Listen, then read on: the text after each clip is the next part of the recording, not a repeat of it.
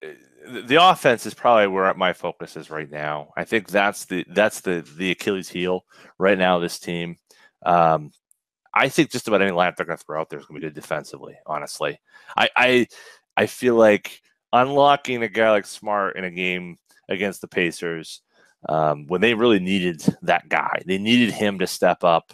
And thankfully we've been able to have Rozier kind of step up in his shooting. He had been other than the first few games, he had really kind of struggled a little bit. So it was kind of difficult to see how they were going to progress as a second unit. And even Ojale was making some shots against the Pacers. So it kind of opened up all those guys, kind of opened up everything. But to me, how do you unlock Smart? How do you get Smart's offense going?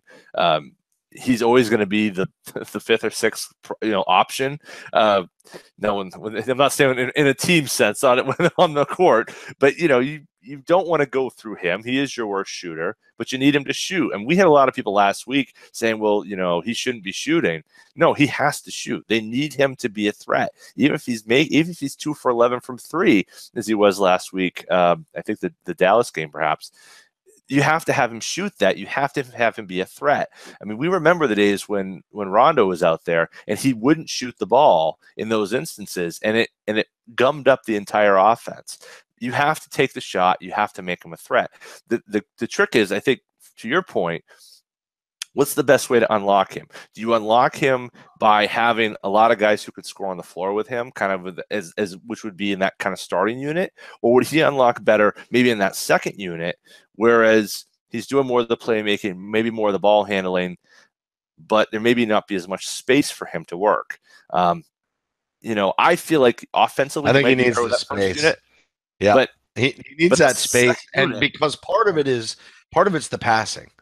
Right, his ability, look at how many times he fed Tice and Baines on drives to the rim, and he was like a little looping pass over the defender that would just land in their hands, and then they would just lay it right in. So simple, so easy.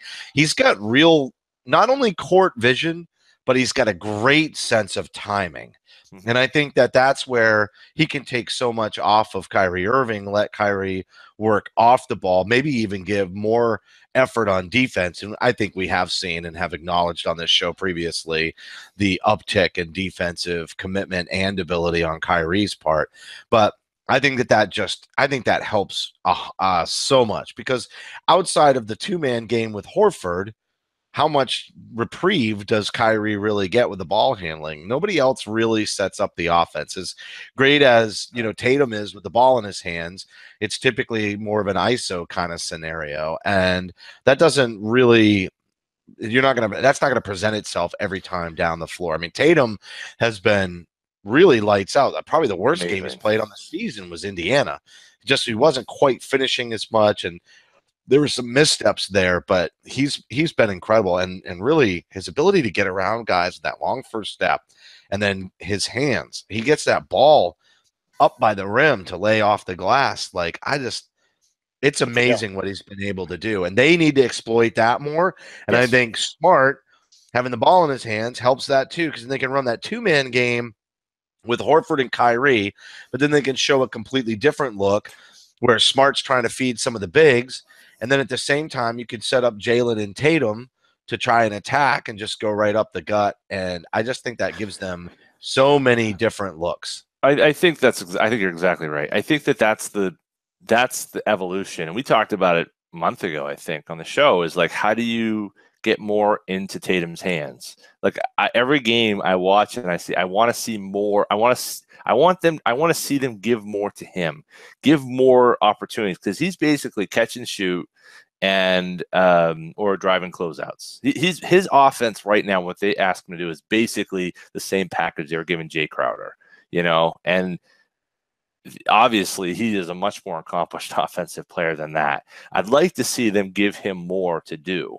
And maybe a move of having more Smart minutes with that starting unit.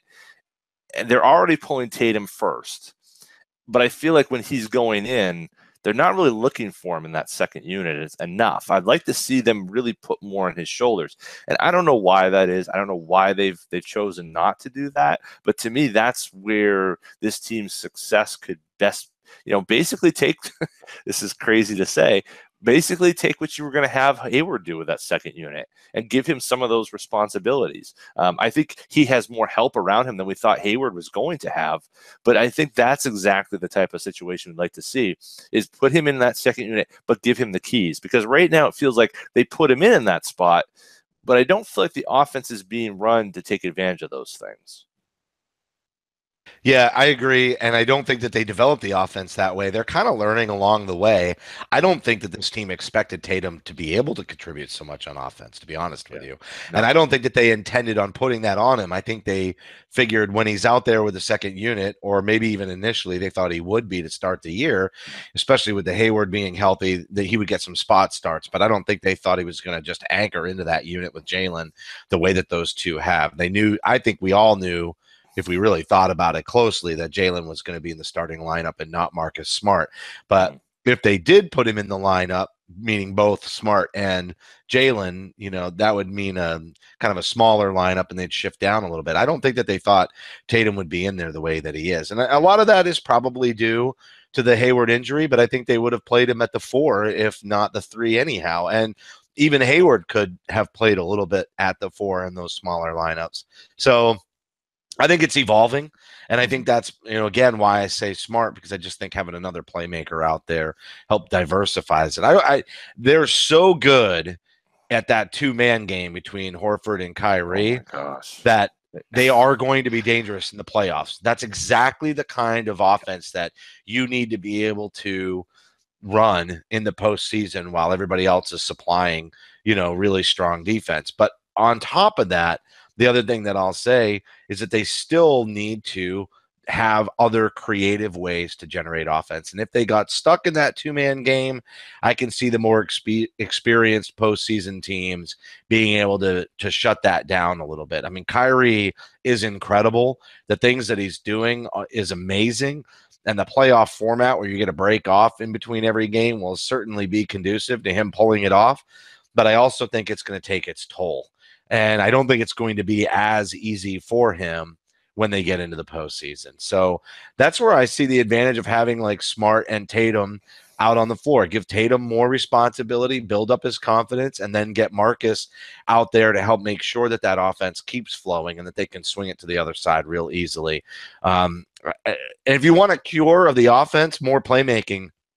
One of the stats that came out, I think it was Jay King had it in his write-up, and maybe it was after the Orlando game on Friday. I can't remember exactly when, but he had asked Brad Stevens about the passing statistics because they really weren't as high as they were last year, which actually seems surprising to me because I felt like this year the offense was much more versatile and that they were kind of sharing the load instead of just putting it all on Isaiah's lap.